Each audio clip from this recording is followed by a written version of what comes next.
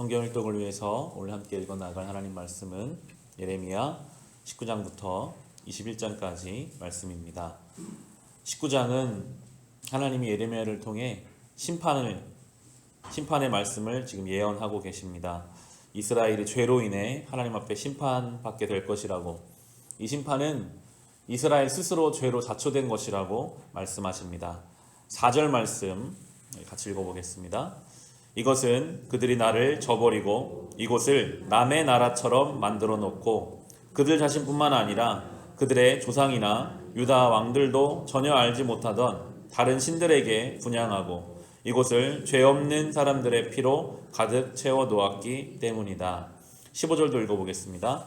나 만군의 주 이스라엘의 하나님이 말한다. 이 백성이 고집을 부려 나의 말에 순종하지 않았으므로 이제 내가 이미 선포한 그 모든 재앙을 이 도성과 거기에 딸린 모든 성읍 위에 내리겠다. 19장 전체적으로 다 하나님 이렇게 심판의 말씀을 하고 계시고, 이것을 예레미야로 가서 전하게 하시는데 항아리 하나를 가지고 가서 많은 사람들 보는 앞에서 그 항아리를 깨뜨리면서 우리의 죄 때문에 우린 이렇게 깨지고 심판받게 될 것이다 라고 아주 강력한 메시지를 예레미야를 통해 전하게 하셨습니다. 분위기가 어땠을까요? 안 좋았을 거예요. 축복의 말을 해줘야 참 좋을 것 같은데 와서 행아리를 깨뜨리면서 우린 죄 때문에 이렇게 망할 것이고 깨질 것이라고 하나님 말씀하셨습니다. 예레미야도 그런 말을 전하는 것이 늘 힘들고 어려웠고 반응은 당연히 좋지가 않았습니다. 바로 이어지는 20장에 1절과 2절 같이 읽어보겠습니다. 인멜의 아들로서 제사장이면서 주님의 성전에서 총감독으로 일하는 바술이 이렇게 예언하는 예레미야의 모든 말을 듣고서 예언자 예레미야를 때리고 그에게 착고를 채워서 주님의 성전 위쪽 베냐민 대문 근처에다가 가두었다. 예레미야는 그렇게 예언하고 나서 환대받은 것이 아니라 오히려 제사장에게 맞고 착고를 채워서 감금을 당하게 됩니다. 하나님 말씀을 전했는데 돌아오는 것은 좋지 않은 반응이었습니다. 그래도 예레미야의 영적 권위를 알고 있었는지 그 다음날 가서 바스울이 풀어주는데요. 풀어주는데 또 본문을 읽어보시면 풀어주는 그에게 하나님의 말씀을 또 전하는데 또 저주의 말씀을 합니다. 당신은 이렇게 될 것입니다. 이렇게 예레미야가 그 하나님의 사명을 하루하루 감당해가는 그의 내면도 편치 않았다는 것을 이 20장이 보여주거든요. 얼마나 그가 고민하면서 힘들어하면서 이 말씀을 전하고 또 전했는지를 알 수 있는데, 우리 20장에 7절과 8절 같이 읽어보겠습니다. 주님께서 나를 속이셨으므로 내가 주님께 속았습니다. 주님께서는 나보다 더 강하셔서 나를 이기셨으므로 내가 조롱거리가 되니 사람들이 날마다 나를 조롱합니다. 내가 입을 열어 말할 때마다 폭력을 고발하고 파멸을 외치니 주님의 말씀 때문에 나는 날마다 치욕과 모욕거리가 됩니다. 예레미야가 입을 열 때마다 폭력을 고발하고 파멸을 외치니 하나님이 전하라고 하신 말씀인데도 가서 전할 때마다 많은 사람들이 싫어하고 대적하고 어려움을 당하니 하나님이 전하라고 하신 것인데 자기가 당하는 어려움 때문에 하나님 나를 속이셨다, 하나님 나 너무 힘듭니다 라고 고백합니다. 그래서 9절은 이렇게 나와요. 이제는 주님을 말하지 않겠다, 다시는 주님의 이름으로 외치지 않겠다 하고 결심하여 보지만 그때마다 주님의 말씀이 나의 심장 속에서 불처럼 타올라 뼛속에까지 타들어가니 나는 견디다 못해 그만 항복하고 맙니다. 예레미야가 이제 그만해야지, 나 이제 못하겠다 하다가도 주의 말씀이 심장과 뼛속까지 막 타는 것처럼 올라서 예레미야가 말씀을 전하지 않고는 견딜 수가 없다라고 고백하고 있습니다. 여러분, 이것이 살아있는 성도의 삶입니다. 주의 말씀이 내 속에서 막 타올라서 주의 성령의 인도하심이 내 속에서 막 불 끓듯이 일어서 그렇게 살 수밖에 없는데, 그렇게 살 때마다 생기는 어려움이 있고 때로는 불편함이 있고 그렇게 살 때 다가오는 세상의 반응은 차가울 때, 그럼에도 불구하고 그 길을 주님을 의지하여 가는 것, 결코 신앙의 길은 쉽고 넓고 편안하고 즐거운 길만은 아닙니다. 예수님이 이 길을 가셨잖아요. 많은 믿음의 선배들이 이 길을 갔습니다. 주님의 뜻이라면 그 자리를 하나님을 의지하여 한 걸음 한 걸음 걸어가는 것. 그 안에 내면에 늘 갈등과 어려움이 있는 것. 우리가 나누었지만 외부의 어려움은요, 사실은 견뎌낼 수 있어요. 늘 내 내면의 갈등이 있습니다. 이 말씀대로 내가 살 수 있을까? 이 말씀대로 살면 내가 어렵지 않을까? 내가 세워놓은 기준에 도달하지 못하는 스스로에 대한 비참함을 느끼기도 합니다.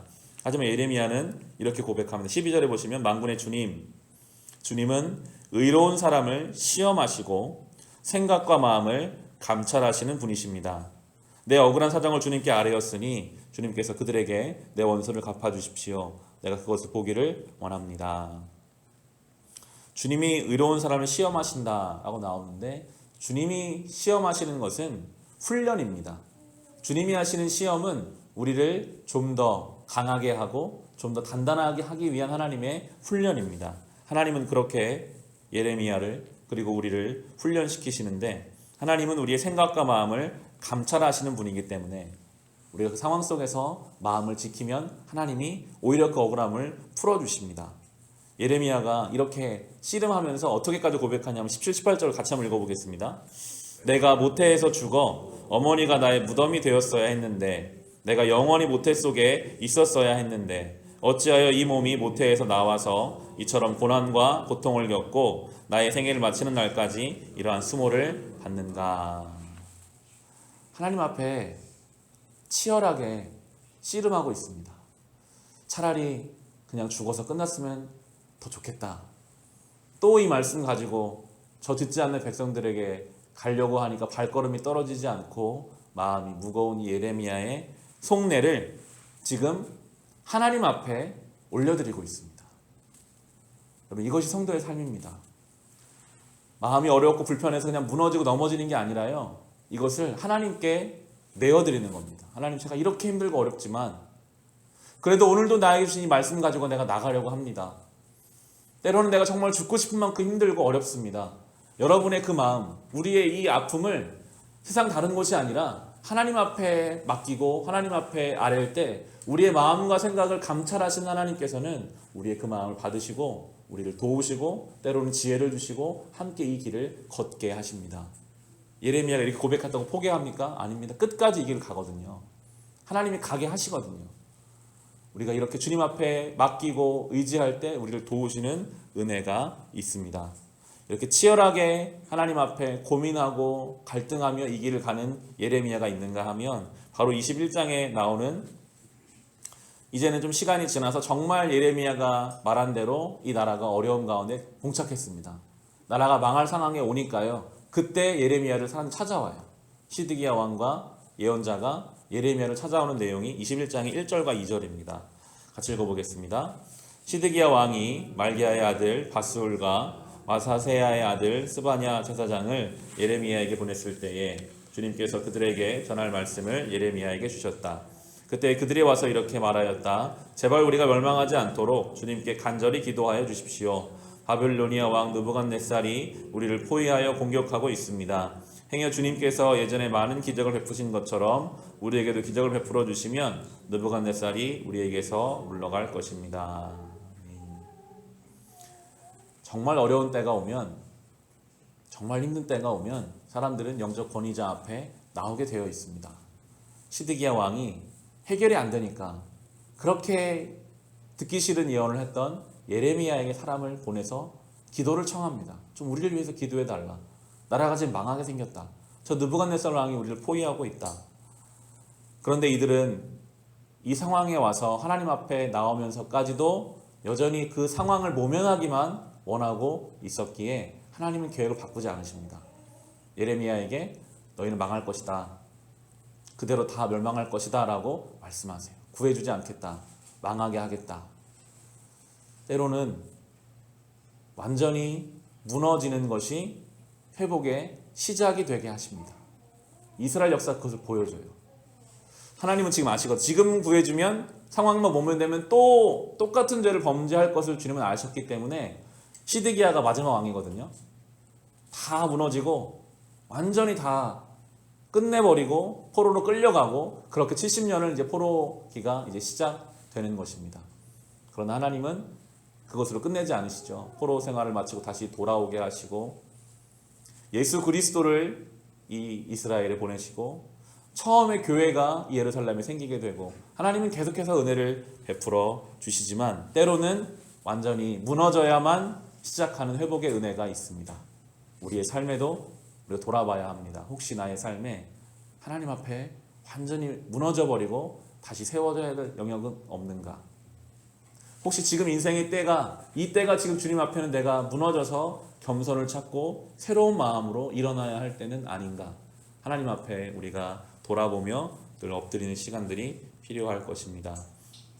오늘도 예레미야서를 우리가 묵상하며 이 심판과 어려움의 고백 속에서 이 믿음의 길을 우리가 하루를 걸어갈 때에 주님의 도우심을 구할 수밖에 없습니다.